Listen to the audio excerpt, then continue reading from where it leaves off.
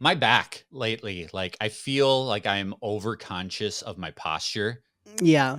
Like I find myself doing this and I'm like, oh shit, nope, gotta do that. And then I'm also one of those people that like I severely hurt myself just laying the wrong way. Absolutely. Like I'll sneeze and like tweak my back Yeah. and it'll be messed up for like 2 weeks. It's getting ridiculous. Like my bones are creaking, like things like that are like the Mhm. weird stuff is happening now that I'm about to be 40, It, Adam. it just about to be. I'd like to about to be 40. Mega Dads Live is a mature rated podcast. It's for the mega dads, the mega moms, but not the mega kids. So put on those earmuffs and let's go!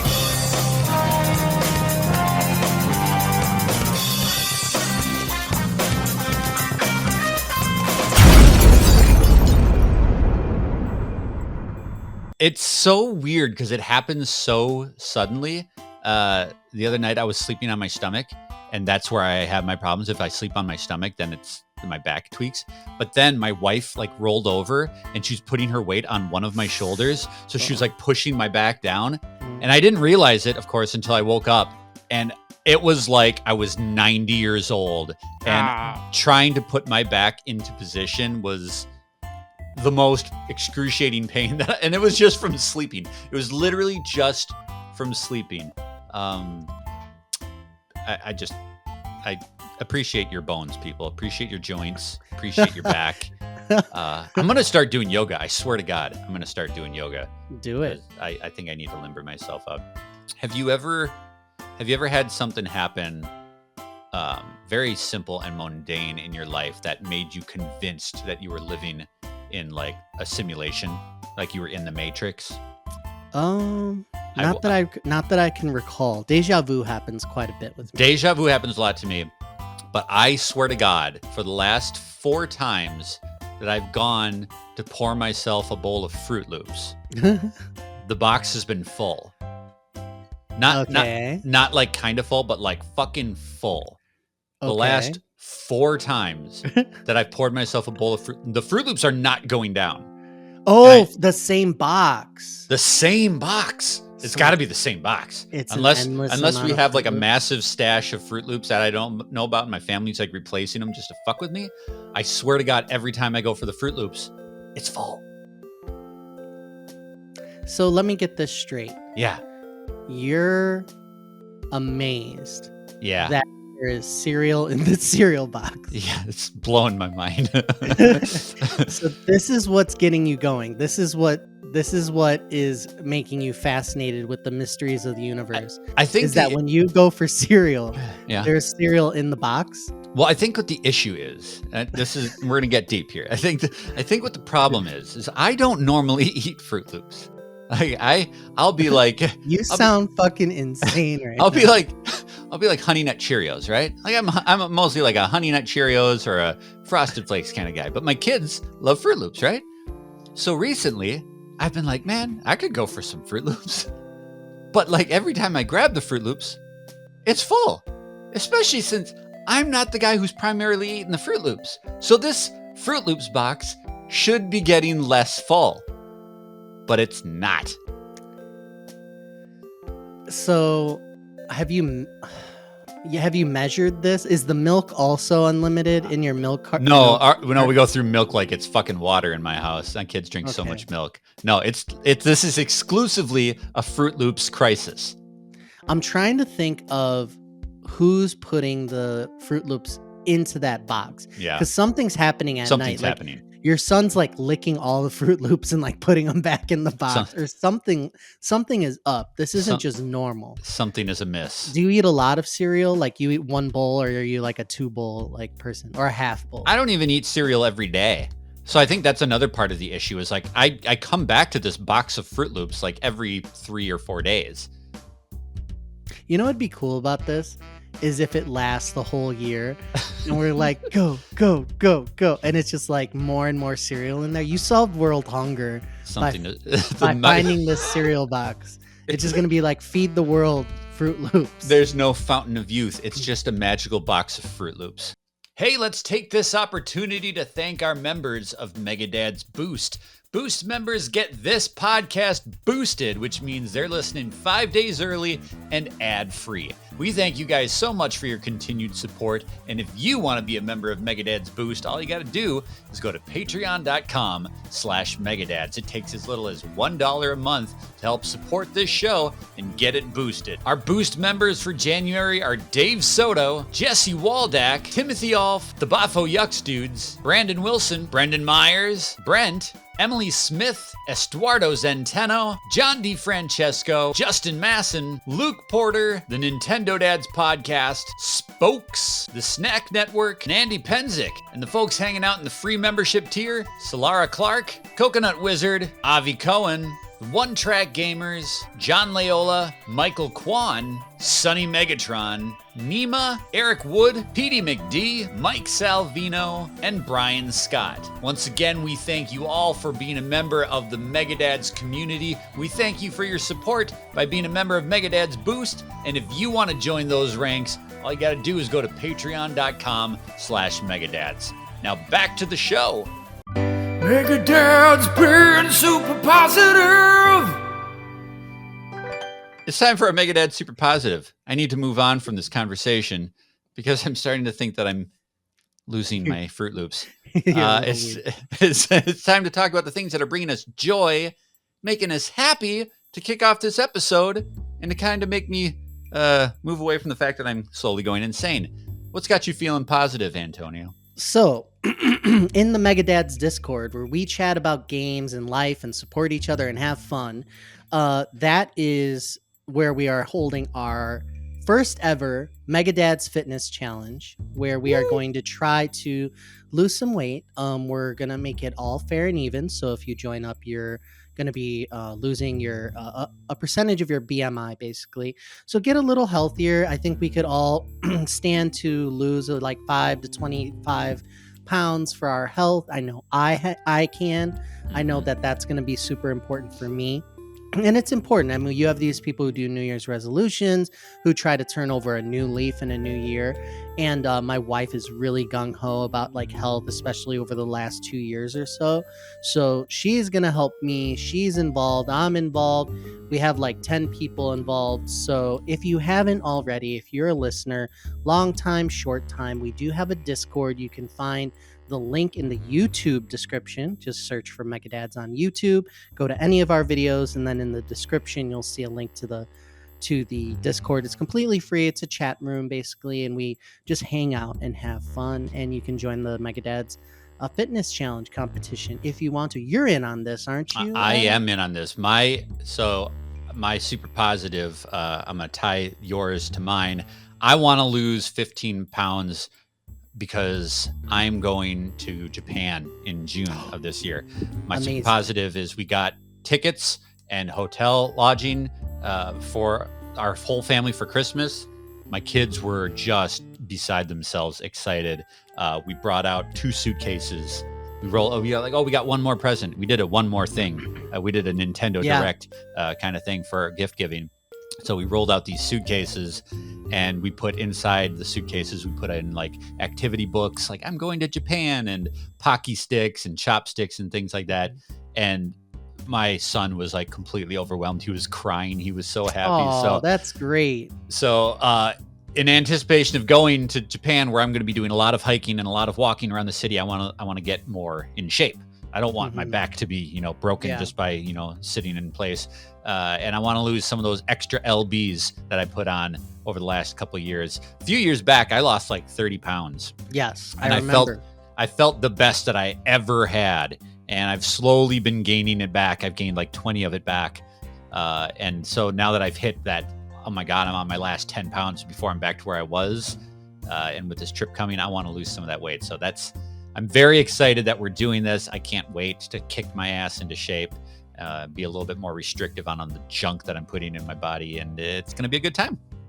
Perfect. Good job, Adam. You could do it. The place to be for Megadads socials is the Megadads Discord, where you can engage with your favorite Megadads as well as other friends of the Megadads every single day in our stress-free and welcoming social space. When you're a member of our Discord, you will get alerts for all of our content drops, so you never have to miss a review, a podcast, or a hot take. Partake in our fun weekly Megadads holidays like Waluigi Wednesday and Final Fantasy Sunday. Megadads Discord is fun, free, and follows you wherever you go. Join us today and become part of the conversation. All right. Now, let's talk about a game I'm super excited to talk about. I've been waiting for this for a while. I've been playing this all-new VR game on the PSVR 2. It's called Alien Rogue Incursion. Damn.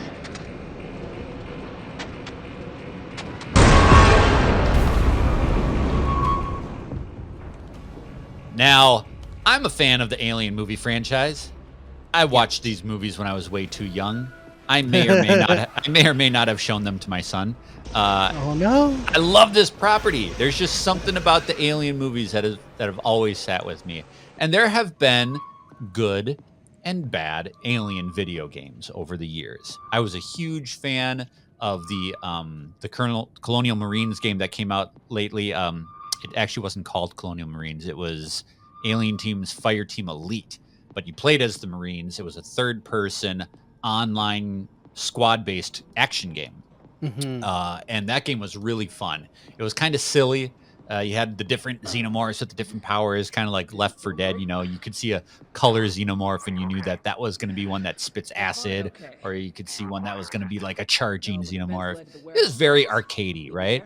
But it had all the great aesthetics. You could do all of the really cool things. You had your motion tracker and your smart guns and your flamethrowers.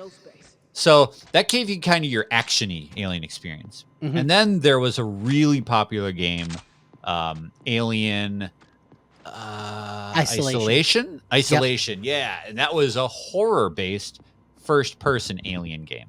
And that was the complete opposite end of the spectrum. You weren't fighting waves and waves of aliens with machine guns. You were one person trying to survive against, I believe, just one alien. And that gave you more of like the original Alien or the Alien Romulus vibe of like, this is scary and horror and I've just got to survive. I liked a lot about what that game did, but I was frustrated by the difficulty and the checkpoint system, and I couldn't get through that game. But I know a lot of people love it and think it's like one of the best Alien games. Alien Rogue Incursion is if you take Alien Fireteam Elite and Alien Isolation, merge them together, and put it in VR. So that's obviously a first-person game, first-person experience, where you're going through a station, a planet-side station that's been overrun by aliens. You're arriving after all of the shit went down, and so it's kind of like the Sigourney Weaver movie Aliens, where you arrive and there's clearly been a massive battle here. All the people are missing. You don't know where anybody is, and then slowly the aliens start coming out at you.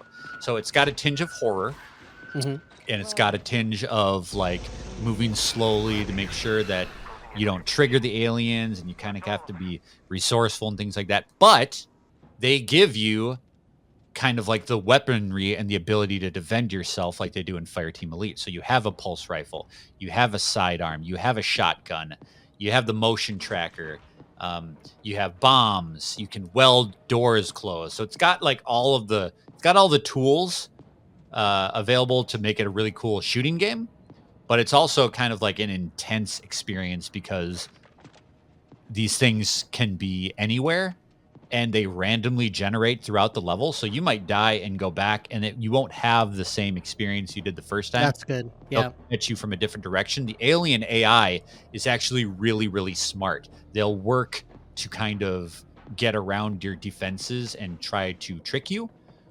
All the levels have like venting up above. There are ducts and panels that they can come out of. So they can come at you from any direction. They don't just run at you on the ground. That's awesome. They could be up at the ceiling. They could be underneath the catwalk that you're on the ground.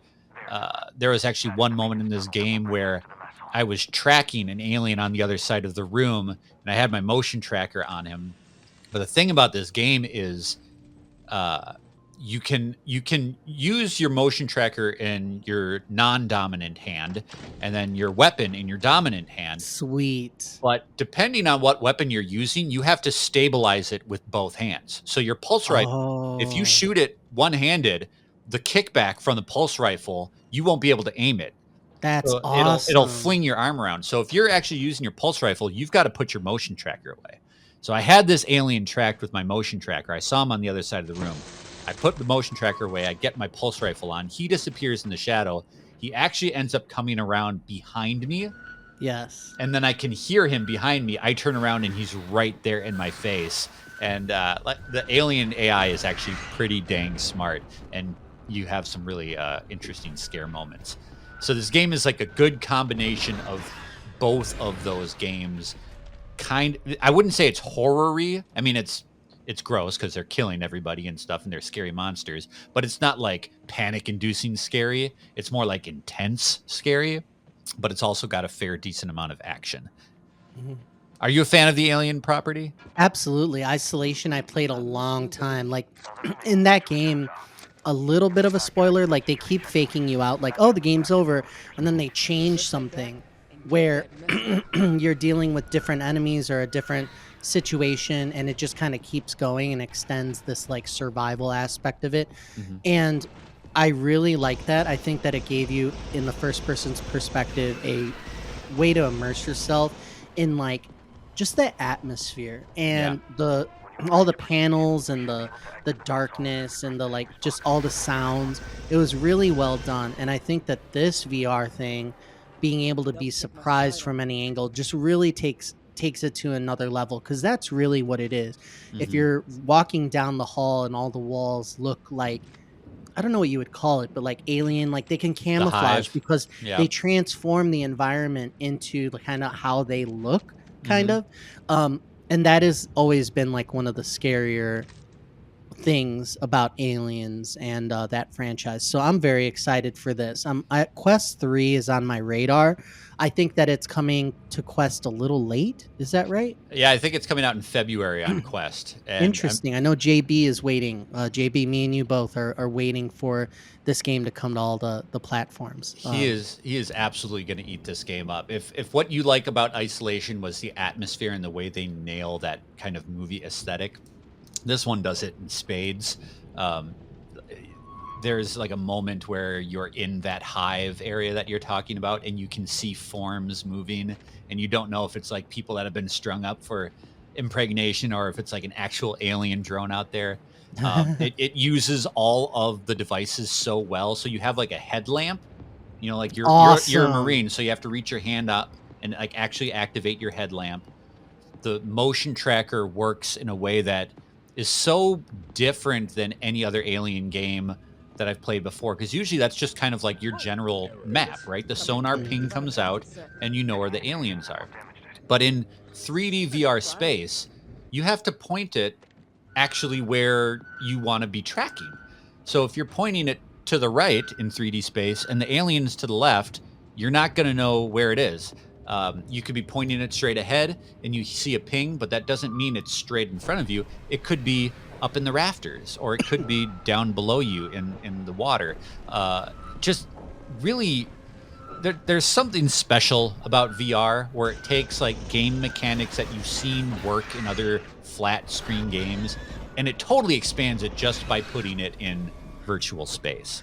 Mhm. There's also some really great moments of like you go up to a computer station. There's all sorts of computer stations that's how you save your game. You like dock your little PDA thing into the computer station and you save.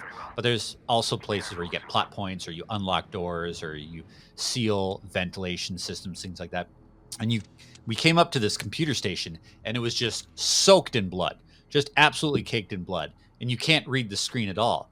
And so, because it's VR, you actually extend your hand and you wipe the screen, and you're smearing the blood off That's of the monitor and awesome. cleaning up. It's so simple, because like That that is makes so cool. that makes sense in real life, but like you don't Yeah. do that in video games, right? So you actually have to extend your hand and clean off the monitor of all the blood, which is like equally gross and kind of Yeah. creepy, right? It just does a lot of really great VR things. I love it. It gets really interesting. The one thing that I learned about this game is it's actually a part one. I had no idea. Way. I had no idea this was going to be a multi-part video game until I downloaded it, and the game title comes up: Alien Rogue Incursion Part 1. I've yet to complete it. I think I'm about 6 hours into the game. So I don't know if there's like a teaser at the end about if it's going to be like that Vader Immortal game where it's like every couple of months they release a new one. I'm not really sure how that's going to work, but I'm really enjoying it.